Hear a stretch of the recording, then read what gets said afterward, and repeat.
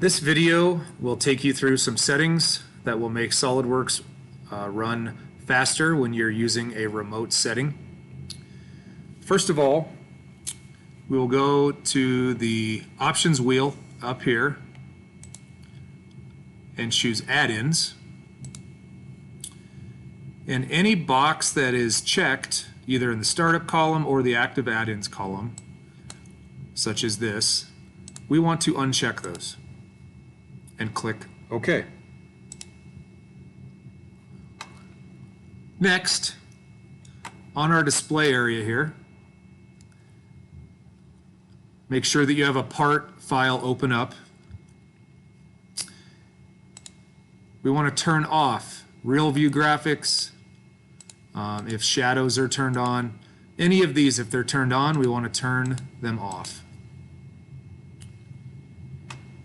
Next, we will go back to the options gear and choose options.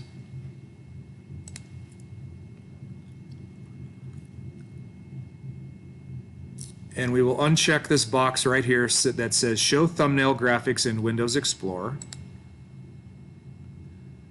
And then next we will go to performance.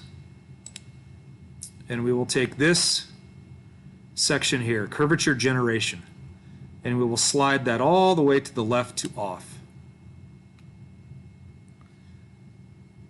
Next we will go to document properties, image quality, and we will again take the bar and slide it to the left on both of these sections, shaded in draft quality and under wireframe. So we're going to take both of those and slide them to the left and click OK. Now we will go to Save, Restore Settings. And we will save these settings for your login. So notice it says save the SOLIDWORKS 2020 settings for P. Clinton to a file and click Next.